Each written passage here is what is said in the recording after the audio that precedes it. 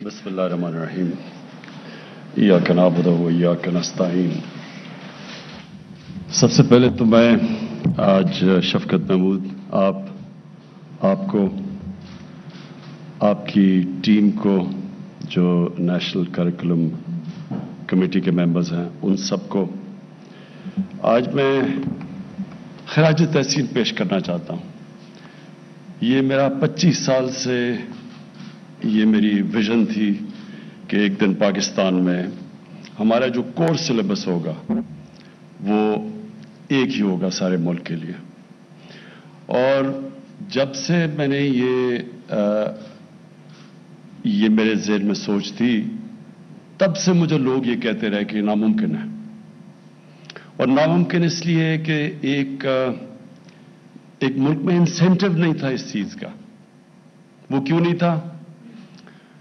क्योंकि जो साहिब इक़्तिदार थे, जिन्होंने फैसले करने थे, उनके बच्चे उन इंस्टीट्यूशंस में पढ़ रहे थे जिधर इंग्लिश मीडियम एजुकेशन था, और इंग्लिश मीडियम एजुकेशन के लिए सारी नौकरियां थी, उनके लिए सोसाइटी में प्रिविलेजेस थी, वो एक स्टेटस सिंबल बन चुका था।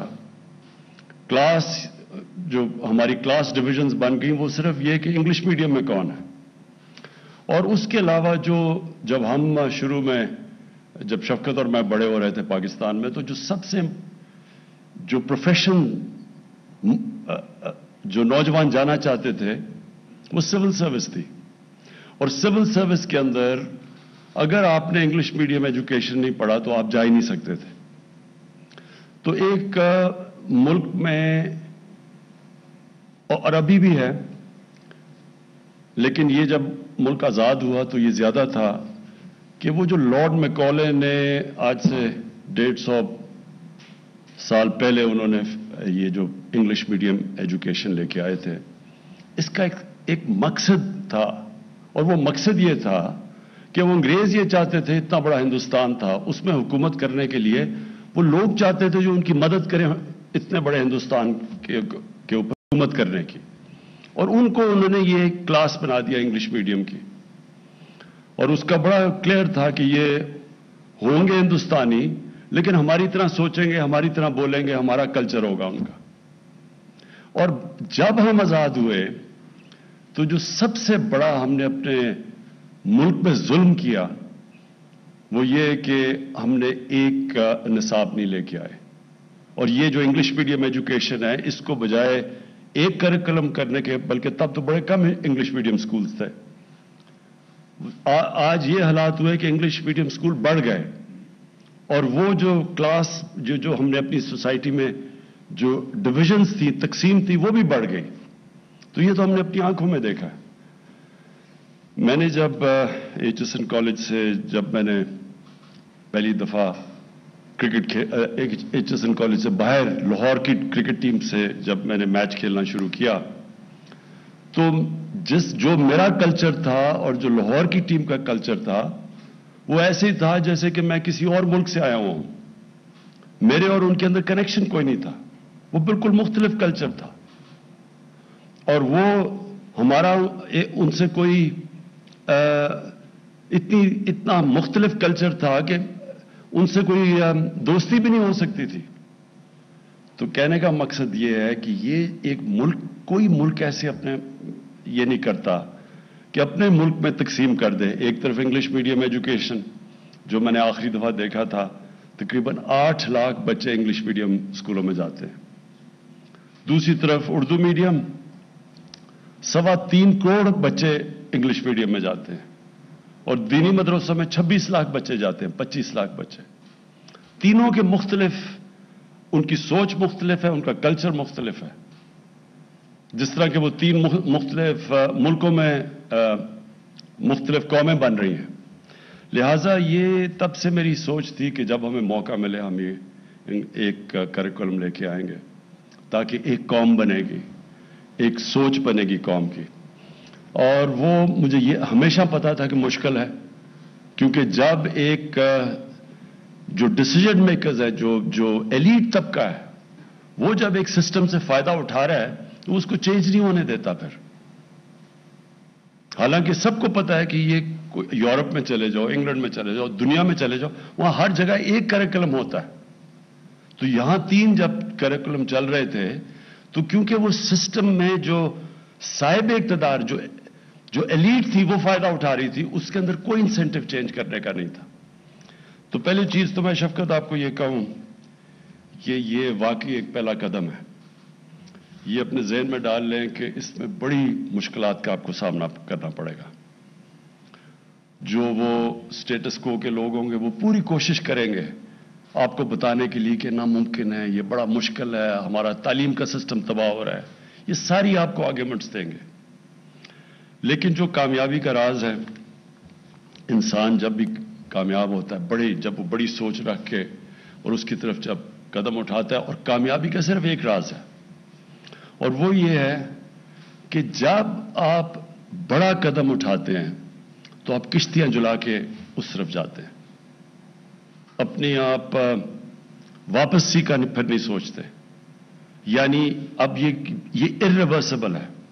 یہ جو اب ہم کریں گے, ہمیں پتہ ہے کہ اس میں مشکلات آئیں گی, لیکن ان ساری مشکلات کے باوجود ہم اب اس ملک کو ایک قوم بنائیں گے. اور جو ہمارے ملک میں ایک اور انگلش میڈیم ایجوکیشن سے جو میں سمجھتا ہوں کہ بہت بڑا ایک ملک کو نقصان ہوا ہے, جب آپ کسی اور ملک کے جب انگلش میڈیم ایجوکیشن لیتے ہیں, اور English medium education higher education کے لیے بہت ضروری ہے, لیکن بدقسمتی سے جس طرح ہمارا سسٹم ڈیولپ ہوا ہے وہ صرف انگلش میڈیم انگلش زبان نہیں ہم سیکھتے ہائر ایجوکیشن کے لیے, ہم پورا کلچر لے لیتے ہیں. اور یہ سب سے بڑا نقصان ہے, کیونکہ جب آپ کسی کا کلچر لے لیتے ہیں تو وہ کیا آپ کرتے ہیں, آپ بیسکلی یہ کہہ رہے ہیں کہ وہ کلچر ہمارے سے زیادہ اونچا ہے. آپ ایک مختلف کلچر کے غلام بن جاتے ہیں. جب آپ ذہنی غلام بنتے ہیں تو یہ یاد رکھیں, اصل غلامی سے زیادہ بری ذہنی غلامی ہے.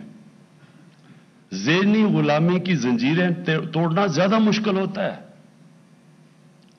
جو ابھی افغانستان میں غلامی کی زنجیریں تو توڑ دی انہوں نے, لیکن جو ذہنی غلامی کی زنجیریں وہ نہیں ٹوٹتی. وہ جو کپڑے پہنتے ہیں آپ کو وہ پہننے پڑتے ہیں, ان کے سارے فیشن آپ کو اپنانے پڑتے ہیں, کیونکہ آپ سمجھتے ہیں وہ بہتر ہے آپ سے. اور کبھی بھی ایک غلام بڑے کام نہیں کر سکتا, ایک غلام ذہن, کیونکہ دنیا میں جو اوپر جاتے ہیں وہ صرف انوویشن یا اوریجنل تھنکنگ جاتی ہے.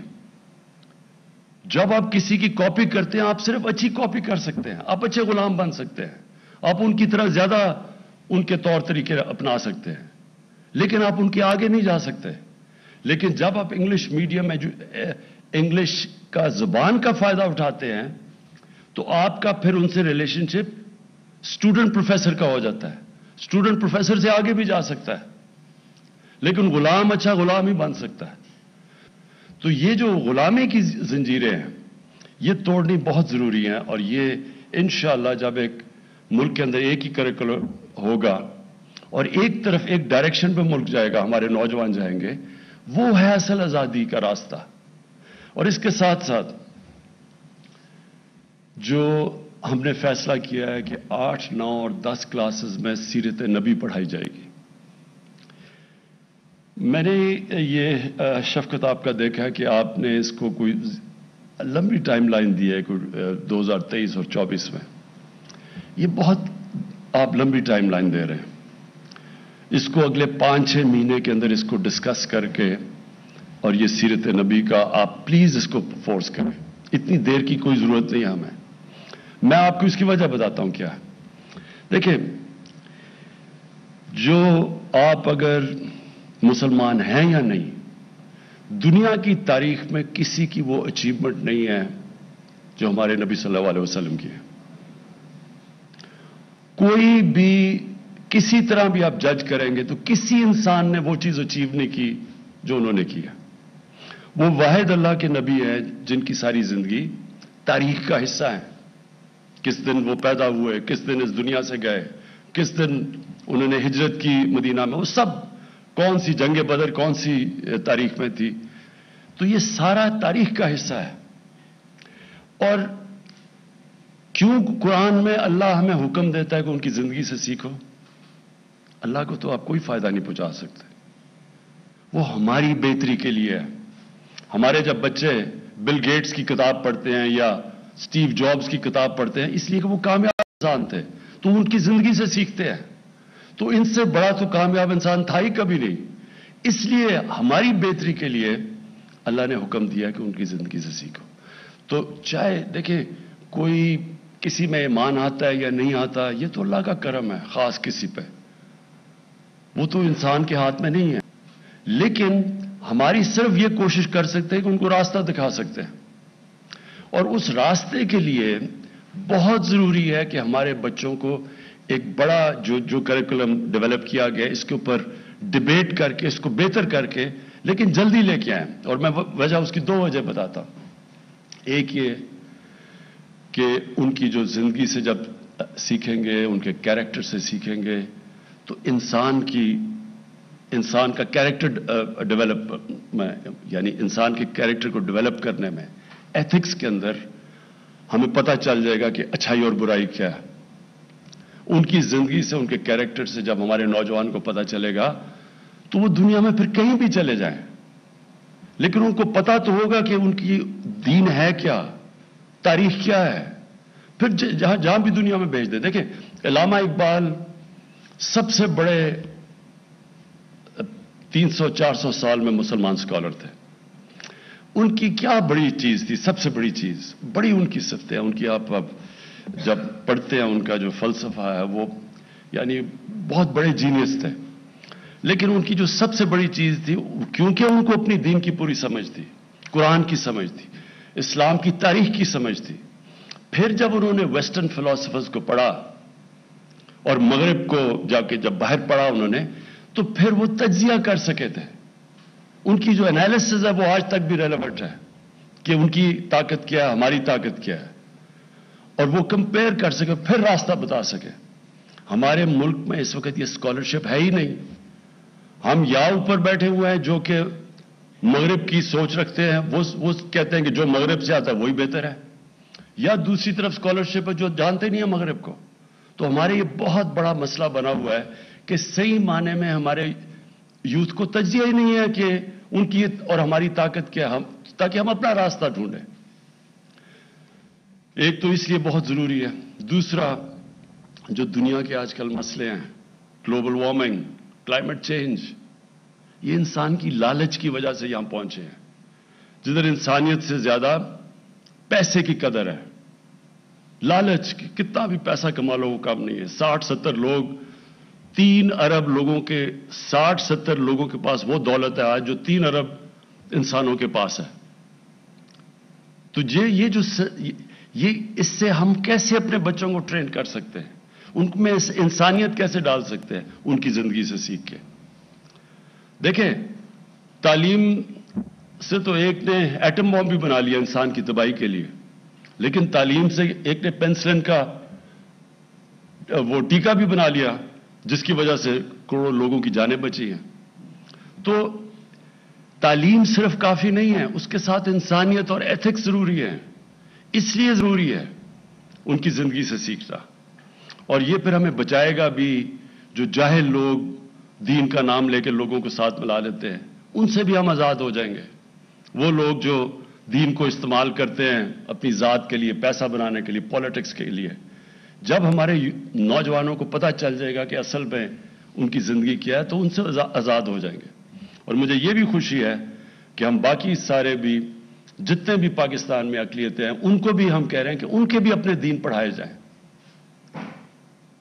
جو مسیح ہیں ان کو اپنے دین پڑھایا جائے, جو سکھ ہیں ان کو اپنا پڑھایا جائے, سب کو اپنا دین پڑھایا جائے. کیونکہ سارے اللہ کے جو دین دنیا میں اللہ نے اپنے پیغمبر بھیجے تھے وہ ساروں کی بنیاد انسانیت ہے. وہ کوئی بھی دین یہ نہیں کہتا کہ انسانیت کے خلاف نہیں ہے, وہ سارے انسانیت کی بہتری کے لیے. اور پھر وہ سارے اچھے برے کی تمیز سکھاتے ہیں اور سب سچ بولنا سکھاتے ہیں جو بیسک ایتھکس ہیں. تو اس لیے ساروں جو بھی اقلیتیں ہیں پاکستان میں ان کو ان کو موقع ملے کہ اپنا دین وہ صحیح معنی میں بچے سمجھ سکیں. میں آخر میں پھر سے شفقت آپ کو، آپ کی ٹیم کو آج خراج تحسین بھی پیش کرتا ہوں، اور مجھے آج بڑی خوشی کا دن ہے کہ یہ جو 25 سال سے سوچ رہا تھا اور مجھے پتا تھا بڑا مشکل ہے، اور مجھے پتا ہے کہ آپ نے بڑی مشکلوں سے کنسنسس ڈیولپ کیا، میں آپ کو آج خاص مبارک دیتا ہوں. وزیر اعظم عمران خان یکساں تعلیمی نصاب کے اجرا کی تقریب سے خطاب کر رہے تھے. ان کا کہنا تھا 25 سال سے میرا ویژن تھا کہ ملک میں یکساں تعلیمی نصاب ہو. لوگ کہتے تھے کہ یکساں تعلیمی نصاب ناممکن ہے. فیصلے کرنے والے صاحب اقتدار کے بچے انگلش میڈیم میں پڑھتے تھے. انگلش میڈیم والوں کو صرف نوکریاں ملتی تھیں. انہوں نے کہا کہ ماضی کے نصاب کی وجہ سے معاشرہ 2 حصوں میں تقسیم ہو چکا تھا. پاکستان آزاد ہوا تو یکساں تعلیمی نصاب نہ لا کر ہم نے ظلم کیا. وزیر اعظم عمران خان نے ساتھ میں یہ بھی کہا کہ 8ویں 9ویں 10ویں جماعت میں سیرت النبی صلی اللہ علیہ وآلہ وسلم پڑھائی جائے گی.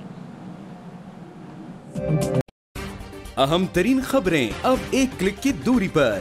آپ کے پسندیدہ ٹاک شوز ہوں یا اہم ملکی یا غیر ملکی شخصیات کی نیوز کانفرنسز، ہر لمحہ باخبر رہنے کے لیے سبسکرائب کریں ہمارا YouTube چینل.